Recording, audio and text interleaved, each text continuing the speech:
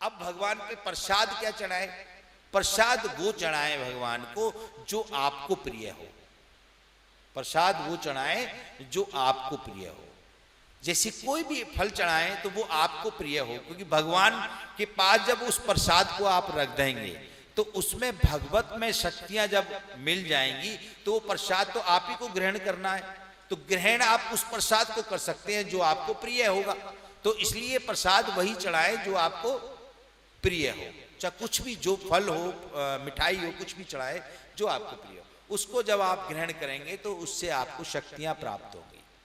देखिए, एक बात बहुत समझने की है कि लोग प्रवचन तो रोज सुनते हैं, यदि उनमें से दो व्यक्ति भी उन प्रवचनों का अनुसरण कर लें, दो व्यक्ति भी अपने गुरु की बात का अनुसरण कर लें, दो व्यक्ति भी अपने गुरु के मंत्रों को सिद्ध कर लें, तो फिर वो शिष्य नहीं रहते, फिर वो गुरु ही हो जाते हैं, क्योंकि गुरु तो गुरु ही निर्माण करते हैं, गुरु तो गुरु ही निर्माण करते हैं।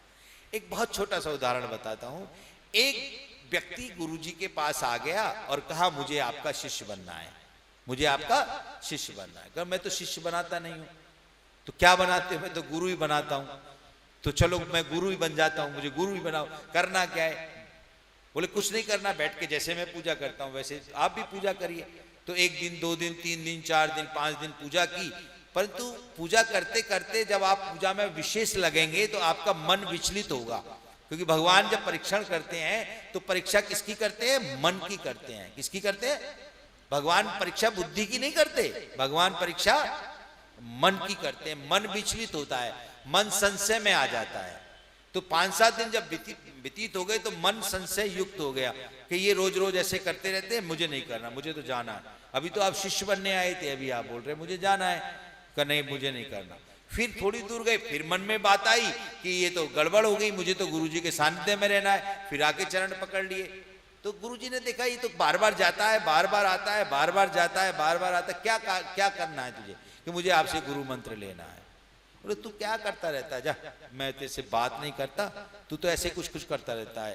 तो ऐसे गुरुजी ने भी कह दिया, जा तेरे लिए मंत्र है धत्तेरे की टगर मगर। क्या मंत्र है? धत्तेरे की टगर मगर। मंत्रों का कोई स्वरूप नहीं होता, ये स्मरण रखना। मंत्र का कोई स्वरूप नहीं होता, मंत्र एक शब्द है। शब्द उच्चारण जिस प्रकार से आप करेंगे उसी प्रकार से वॉइस बनेगी। तो गुरुजी ने कह दिया धत्तेरे की टगर मगर। अब उसने सोचा कि ये मेरा गुरु मंत्र है, ये मेरा गुरु मंत्र है। क्या है? गुरु मंत्र। अब कैसे व्यक्ति सिद्ध हो जाता है, मैंने पहले भी किया मंत्रों का जाप करने से।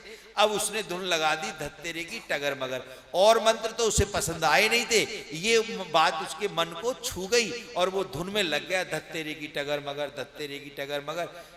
सालों व्यतीत हो गई, और मंत्र जब व्यक्ति पढ़ता है तो मंत्र उसको सिद्ध कर देते हैं। ये बात मैंने अभी बताई। तो अब वो मंत्र उसको गुरु मंत्र बन के सिद्ध हो गया। जब सिद्ध हो गया तो अब गुरु पूर्णिमा का समय आया। उसने सोचा बहुत साल हो गई, बहुत समय हो गई, चलो मैं गुरु जी का दर्शन करने चलता हूं। अब जब दर्शन करने के लिए जब वो आने लगा तो बारिश का समय होता है। इस समय बारिश हो रही थी, नदी बहुत तूफान पे थी। तो सोचा ये नदी कैसे पार करूं मैं, ये नदी कैसे पार करूं? तो गुरुदेव तो ये कहते थे कि जब भी कोई संकट आए, जब भी कोई आपको ऐसा लगे तो आप अपना जो है मेरे मंत्र का जाप कर लेना। तो बस उसने तो धत्तेरे की टगर मगर खट से छलांग नदी में लगा दी। अब भगवान का सिंहासन हिला। इसकी श्रद्धा, इसकी निष्ठा, इसकी भक्ति, इसका प्रेम कैसा है गुरु के प्रति कि उनका स्मरण करके ये नदी में कूद गया।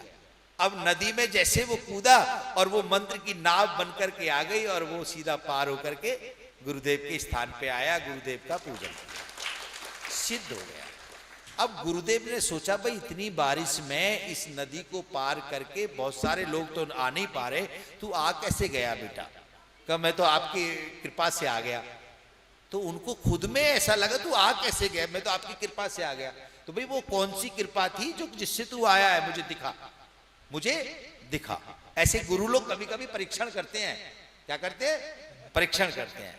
तो चल मुझे दिखा। अब दिखाया तो नदी के किनारे आ गए, गुरुजी भी आ गए और शिष्य भी आ गया। तो कहा क्या किया तुमने इस नदी को पार करने के लिए? कहा मैंने तो खाली आपका मंत्र पढ़ा और नदी में छलांग लगा दी। कौन सा मंत्र पढ़ा? कि धत्तेरी की टगर मगर। तो कहा इसमें इतनी पावर है? बोले इतनी पावर है। तो गुरुजी ने सोचा मैंने तो ये मंत्र दिया है तो इसमें तो बहुत पावर है। तो गुरुजी ने धत्तेरी की टगर मगर कह के छलांग लगाई और गुरुजी सीधे, क्योंकि उसकी निष्ठा, उसकी भक्ति, उसका भाव उस ईश्वरीय शक्ति के प्रति है जिसको वो गुरु के रूप में देख रहा है। तो जो मंत्र पढ़ता है वो सिद्ध हो जाता है, जो मंत्र पढ़ता है वो सिद्ध हो जाता है। उसने तो गुरुजी को निकाला। गुरुजी ने कहा भाई ये तो मंत्र मैंने पढ़ा और कूदा तो ऐसे हुआ। तो उसने कहा कोई बात नहीं गुरुजी, आप मेरे कंधा पे बैठिए, मैं इस मंत्र का प्रभाव दिखाता हूं, मैं इस मंत्र का प्रभाव दिखाता हूं, आप मेरे कंधा पे बैठिए। अपने कंधा पे बिठाया और धत्तेरे की टगर मगर छलांग लगा दी। फिर वो मंत्र की नाव बन करके आई और अब गुरु और शिष्य दोनों पार होने लगे। तो बोली सच्चिदानंद भगवान